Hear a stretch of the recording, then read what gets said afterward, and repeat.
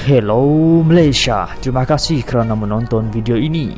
Sebelum kita mulakan video terbaru dari channel ini, anda dibenarkan untuk menekan butang like, menekan butang share, tekan butang subscribe untuk mendapatkan info-info terkini di dalam channel ini.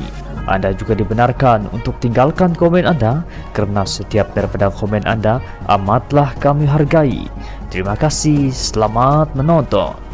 Saya nak tanya, apa jadi 33 tahun pada Kelantan tentang soal air, soal asas, soal daruri yang ditekan dalam agama? Saya boleh sebutkan di sini bahawa tentangan kita, misalnya umpamanya pertentangan dengan PAS itu bukan kerana dasarnya. Pertentangan itu adalah kerana kaedah, uslub, pendekatannya itu. Kenapa kita kata sekarang ini kita berhadapan dengan masalah politik kaum dan agama yang ekstrim? Saya bagi contoh, umpamanya kenyataan-kenyataan yang dikeluarkan oleh Presiden PAS. Saya hormat kepada Presiden PAS, kesarjanaannya dalam hal geopolitik dan sebagainya. Tetapi lewat ini kenyataan-kenyataannya itu membunuh keharmonian kita, hubungan baik sesama kita.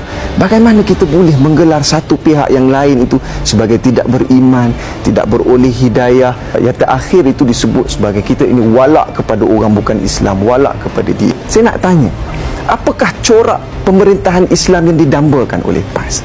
Adakah dengan membina masjid yang besar ataupun mengadakan kuliah di setiap hari Jumaat, misalnya pada setiap minggu, itu cukup menggambarkan bahawa kita ini memperjuangkan Islam? Adakah dengan meletakkan slogan membangun bersama Islam itu sudah cukup untuk membuatkan kita ini memperjuangkan sebuah entiti ataupun negara ataupun negeri yang mengamalkan konsep pentadbiran Islam? Sebab tu saya kata, ianya kita tak boleh lagi gunakan sentimen agama dan sentimen kaum ini sebagai retorik politik. Ini bahaya dia. Kerana di akhirnya, apa dia tuntutan agama?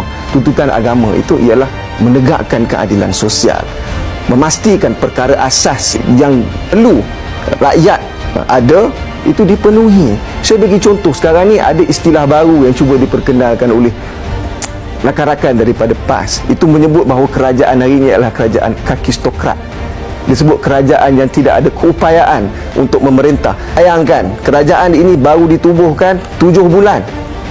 Tetapi di pihak sana dia expect untuk kita selesaikan banyak masalah dalam negara ini. Saya nak tanya, apa jadi 33 tahun pada Kelantan tentang soal air, soal asas, soal daruri yang ditekan dalam agama? Kalau kita ini faham tentang konsep, sebenarnya kalau kita faham, Saudara Lokman, kalau kita faham tentang konsep maqasid yang kita perjuangkan tentang soal Islam tu, kalau kita hayati dan kita maknai konsep maqasid tu, yang 3 disebut daruriyah, hajiah, tahsiniyah.